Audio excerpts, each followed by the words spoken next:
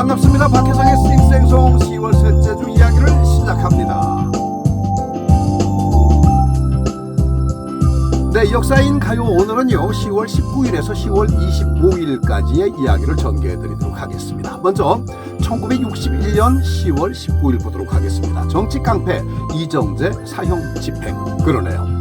요전에 몇몇 차례 붙들렸다가 그냥 쉽게 풀려났었습니다. 그러다가 5.16 군사정변으로 다시 체포가 됐습니다.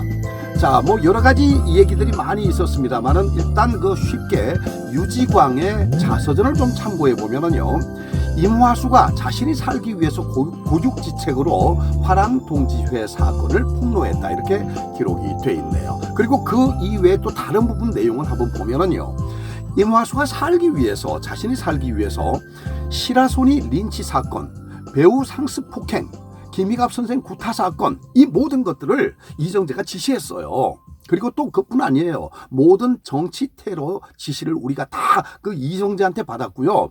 고대생 습격 부정 사건, 이런 모든 것들 이정재가 다 지시했어요. 오야붕이 지시한 거예요. 이렇게 증언을 했습니다. 그런데 이 증언이 사실은 정말로 치명적인 그런 증언이었죠. 결국에는 10월 19일 날 교수대에 서게 됩니다. 사형장에서 이제 형장의 이슬로 사라지기 직전에 이정재가 유언을 남기는데, 그래도 정말로 보스답게 오야붕다운, 맏형다운, 큰형다운 그런 이야기를 합니다. 내가 키우다시피 한 사람들 몇몇이 배은망덕하게도 터무니없는 증언으로 나를 무고했다고 들었습니다. 섭섭한 일이지만 그들도 살기 위해서는 어쩔 수 없었을 거요. 엎질러진 물이긴 하지만 이미 주워 담을 수 없는 법. 모두들 자식들이 있는 몸들이니 이 일로 인해서 아들 대에 가서 절대로 원수가 되어서는 안 된다는 것이 나의 마지막 바람입니다. 하고는 서울 형무소 형장에서 처형이 됐습니다. 당시 나이가 44살이었습니다. 이정재는 또 언젠가 면회온 아들한테 이런 얘기를 했습니다. 아버지는 사회에서 생각하는 것처럼 그렇게 깡패는 아니다. 너도 기가 죽지 말고 남자답게 살아야 한다. 사람이 죽고 사는 건 문제가 아니다. 이렇게 이야기를 했다고 합니다. 여러분 어떻습니까? 정치 깡패로서 물론 뭐 정말 그 나쁜 일 많이 했죠. 하지만 그 사형장의 이슬로 사라지기 전에 남긴 이 얘기를 가만히 들어보면 적어도 우리 아들 대해서는 이 일로 인해서 서로 원수되는 일이 없었으면 좋겠다. 역시 그 맏형님다운 이야기고 보스다운 이야기죠. 또 아들을 두고 있는 아비다운 그런 이야기가 아닌가. 아유, 진작 그렇게 좀 살지. 네. 1980년 10월 20일 보도록 하겠습니다. 북한 김정일을 김일성의 후계자로 공식 발표, 이렇게 나와 있습니다. 자, 여러분 1970년대 들어와가지고 김일성이 정적을 다 처단을 하고 정말로 절대 권력을 쥐고 수령이 됩니다. 그렇잖아요.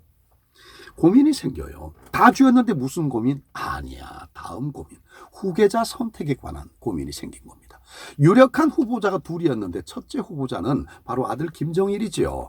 그리고 둘째 아들은 현재 그때 당시에 처였던 김일성의 아들 김평일이었습니다. 김정일과 김평일. 김정일의 생모 김정숙은 죽었습니다. 그렇죠? 그런데 그래도 김일성 첫 아들이라는 거, 장자였다는 거, 이거 하나만이 장점이었답니다. 그 외에는 장점이 없었습니다. 그렇다면 김평일은 어떤 장점을 상대적으로 갖고 있었을까요? 일단 외모 자체가 아버지 김일성과 너무 많이 닮았다는 겁니다. 외모가. 그 다음에 또 목소리도 그렇게 닮았대요. 외모와 목소리 이렇게 많이 닮았다는 거. 그 다음 또 한 가지는, 이건 절대적인 건데요, 군사적인 안목이 굉장히 뛰어나고 식견이 굉장히 풍부했다고 그래요.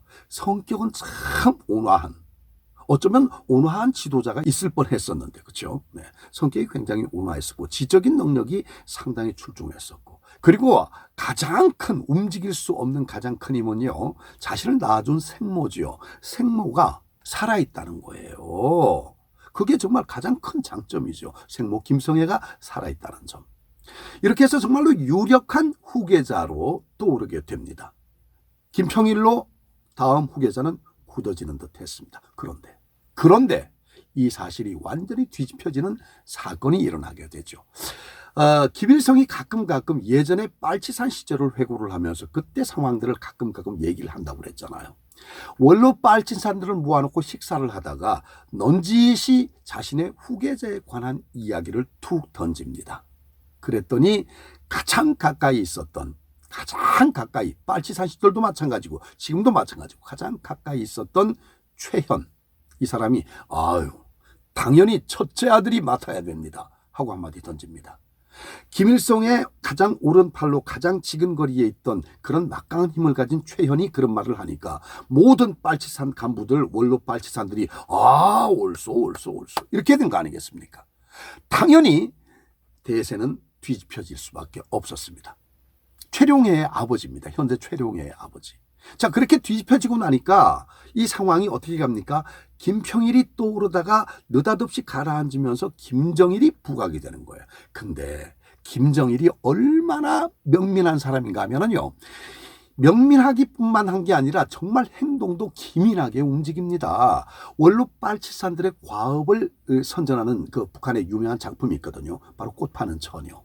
이 작품을 김정일이 최고로 내세울 수 있는, 자신이 가장 잘할 수 있는 특기로 내세우는 게 영화잖아요. 영화로 제작을 하는 겁니다. 그 영화를 제작해서 꽃 파는 처녀를 상영을 하니까 이 원로들이 보고 펑펑 우는 거예요. 왜? 자신의 젊은 시절을 저렇게 영화로 만들었단 말이에요. 그 영화 속에 나오는 사람 한 사람이 다 자신들의 이야기고 자신이 주인공이란 말이에요. 그러니까 이 원로들은 정말 완전히 김정일에게 정말 박수를 보낼 수밖에 없는 거예요. 밀리마 이야기하라. 이 작품도 마찬가지고 영화로 만들어서.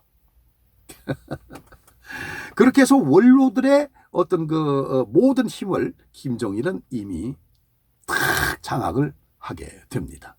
그리고 또 한 가지, 김평일의 생모 김성애, 현재 살아있는 현재가 그때 당시에 살아있는 김성애의 친인척 비리를 넌지시 캐다가 그 정보를 아버지 김일성에게 슬쩍 흘려주는 거예요. 약삭 빨라요. 네. 근데 작전이지 계략이지 계략. 네. 그리고 이제 결정타를 날리는데 그 결정타가 바로 이겁니다. 당시 김일성 종합대학교에 철학 교수를 모시고 와요.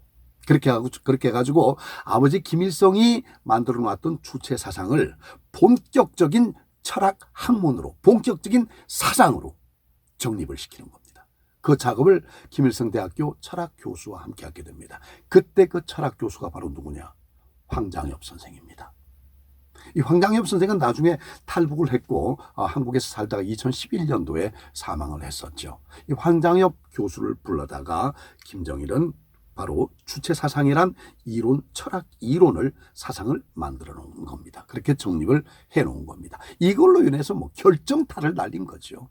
그리고 마침내 1980년 10월 20일 제6차 당대회를 통해서 핵심 요직에 선출이 되면서 실질적인 2인자로 절대 권력을 장악하게 되는 겁니다. 이렇게 해서 김정일이 2대째 세습 통치자로 군림하게 됐었던 거죠. 자, 1920년 10월 21일로 가겠습니다. 청산리 대첩. 간도의 독립군 부대가 우리 국내에 3.1 운동이 일어나고 난 직후에 이걸 계기로 해서 굉장히 활발하게 전개가 됩니다. 일본이 위협을 느끼기 시작한 거예요. 그래서 일본은 간도에 있는 저 독립군들을 모조리 소탕을 하라. 이렇게 된 겁니다. 그래가지고 간도 독립군을 완전히 소탕을 하기 위해서 대규모의 병력을 파견을 합니다. 간도로. 잦은 전투가 일어나죠. 보면 전투가 한 10몇 차례가 있었다고 그래요. 10몇 번이.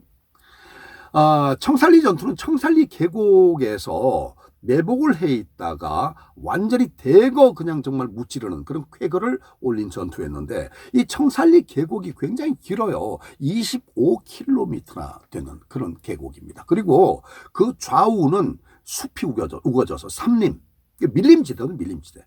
우거져서 말도 사람도 다닐 수가 없는 정도. 거기에 우리 독립군 병사들이 하나 매복이 돼 있는 거예요. 그리고 그 계곡을 따라, 그 긴 계곡을 따라 들어오는 그 일본군을 보고 바위를 굴리고 하나하나 조준 사격을 해가면서 완전히 요새 젊은 애들 말로 아작을 내놓은 겁니다. 일본군 정말 혼쭐 났죠. 걸음하나 살려라 하고 도망을 친 그런 바로 그 청산리 대첩. 독립군으로서 최대의 전과를 올린 빛나는 그런 승리를 일군 그 쾌거의 날입니다. 바로 청산리 대첩. 1920년 10월 21일의 일이었네요. 정말로 존경스럽습니다. 네. 자, 1991년 10월 22일 보도록 하겠습니다. 정부가 북한 위성 TV 시청을 허용한 날입니다. 당시에 정부는 이렇게 말을 했습니다. 국민의 개별 시청을 현행법상 막을 수는 없다. 다만 국민들은 유포 금지를 규정한 국가보안법 등을 염두에 두면서 조심스럽게 북한 위성 TV를 시청할 수 있을 것이다. 이렇게 얘기를 했습니다. 맞습니다. 맞습니다. 그저 그냥 보는 정도. 아, 저래? 아, 저거였어? 이런 정도. 소요가 되거나 뭐 흔들리거나 뭐 이런 거는 전혀 없었죠. 그럴 만한 거리를 전혀 제공하지는 못하는 컨텐츠들이었으니까. 네. 북한 방송을 그냥 수신을 한다는 거. 그 의미.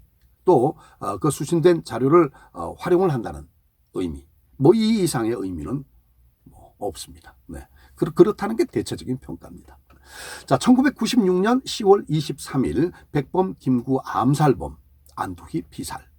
안두희는 1949년 6월 26일 12시에 경교장 그 김구 선생 계시던 그곳을 찾아가 가지고 권총으로 김구 선생을 암살한 암살범입니다.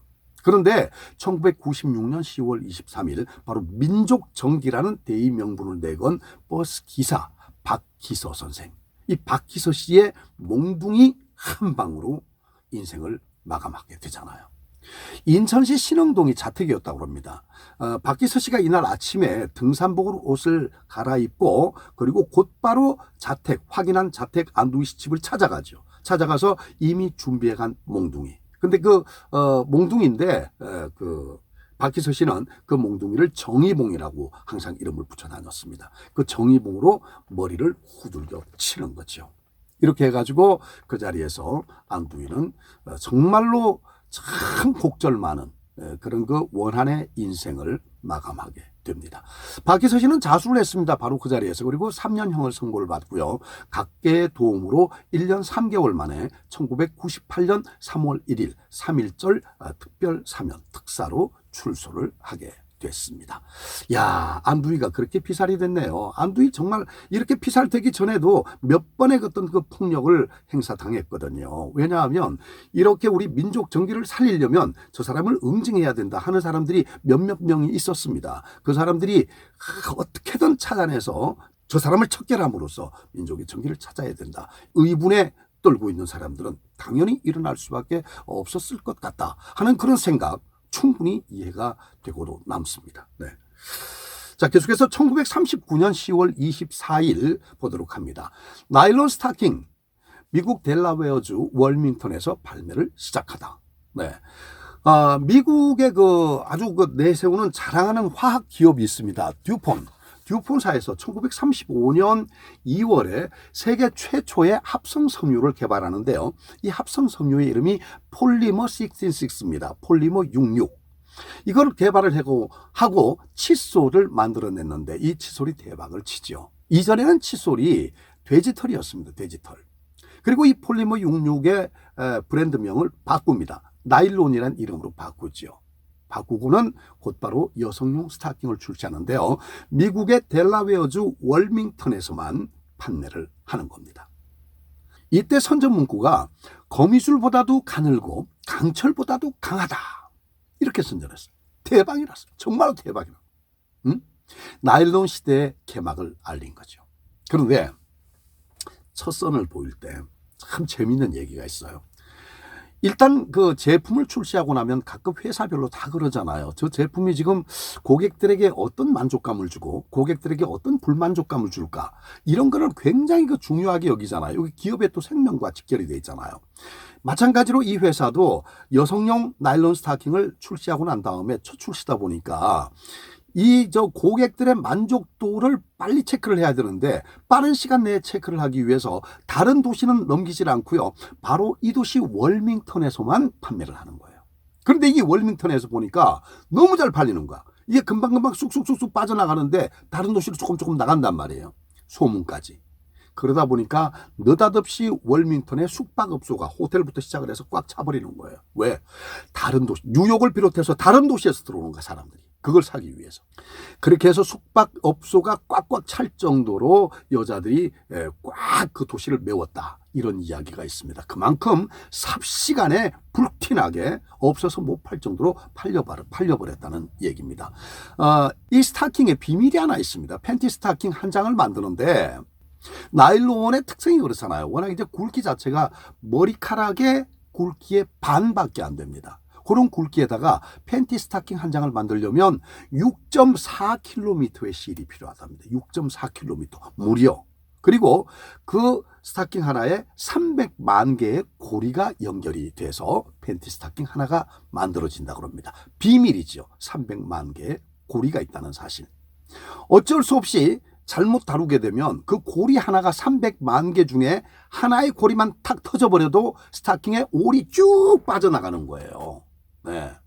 이게 이 참 그 스타킹의 비밀인데 사람들이 나중에는요 이런 얘기 괴소문이 나돌기 시작합니다. 올 빠지는 거 이거 신경 안 쓰다 보면 툭툭 빠져버리잖아요. 그러니까 얼마나 화가 나 짜증이 나잖아요 고객들이. 어머머머 또 올이 또 나갔어. 하나 이거 어떻게 해? 얘 이렇게 자꾸 올이 자꾸 빠져. 왜 이러지? 아유 얘 넌 그것도 모르니. 질기긴 얼마나 질겨. 이렇게 질긴 상태로 올마저 안 나가면 너 10년 1000년 만년이나 그거 쓸 텐데 그럼 그 회사 뭐 먹고 사니? 어우라 그러니까 요거 빨리 어떻게 올 빼가지고 망가뜨리고 새 스타킹 빨리 사서 신으라고? 아 나쁜 작자들이네. 이렇게 된 거예요. 이게 이제 소문이 괴소문이 퍼지기 시작한 거야. 그러니까 악덕 장사꾼이 된 겁니다. 악덕 기업이 된 거예요.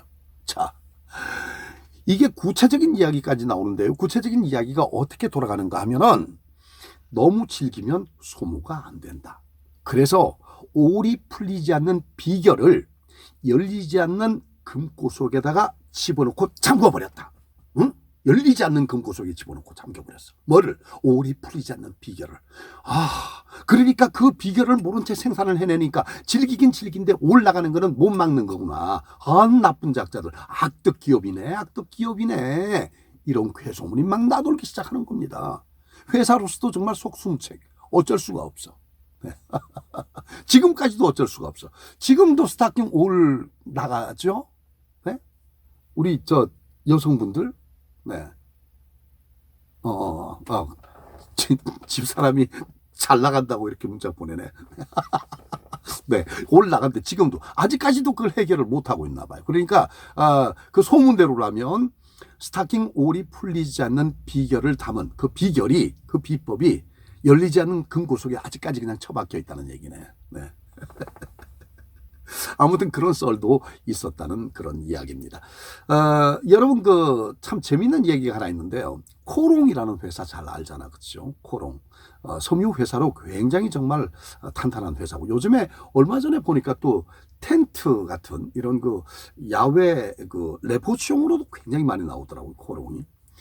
이 코롱이라는 회사의 뿌리 기업이 한국 나이롱입니다. 한국 나이롱. 그럼 코롱이라는 이름은 어디서 왔을까요? 한국, 코리아, 나일롱, 코리아, 나일롱 합성어가 코롱이라고 합니다. 이야, 너무 잘 지었잖아요.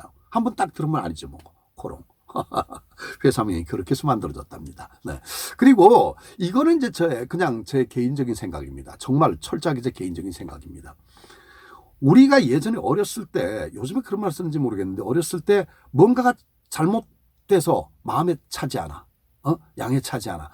뭔가 내 생각과 달라. 뭔가 좀 허영심 있는 것 같아. 이건 좀 허세 같아. 이건 좀 거짓말 같아. 허풍 같아. 뭐 이런 거 있잖아요. 그럴 때 말하는 게, 저것도 나이롱이야. 저거 나이롱이야. 이런 말 가끔 썼죠. 기억나죠, 번쩍. 왜 그런 말을 썼을까요? 왜 그걸 나이롱이라고 그랬을까요? 질긴데. 화투 치다가도 그런 거 있어요. 나이롱뽕.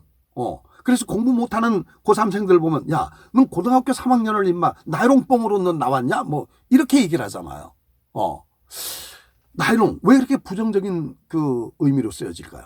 저는요 이렇게 생각을 합니다. 좀 전에 그 괴담 들어보셨잖아요. 좀 전에 그 괴담 나일롱. 좋은데 치명적인 결함. 그걸 해결을 못하고 있어. 나일롱. 그 얘기가 아닐까 하는 생각이 들어요. 거기서 파생된 말이 아닐까. 유래가. 저는 그렇게 생각합니다. 이건 그냥 순전한 제 생각이었습니다. 자, 1998년 10월 25일로 갑니다. 원로 가수 김정구 선생님이 돌아가신 날입니다. 눈물 젖은 두만강으로 정말 장구한 세월 동안 온 국민의 사랑을 받았던 국민 가수죠. 김정구 선생님께서 별세하신 날. 생전의 열정과 익살 그리고 유난히 살갑게 대선배 가수로 계시다가 가신 지 벌써 22년이네요. 명복을 빌면서 오늘 얘기는 여기서 마무리하도록 하겠습니다. 구독, 좋아요 무료입니다. 많이 해주시기 바라겠습니다. 힘듭니다. 고맙습니다.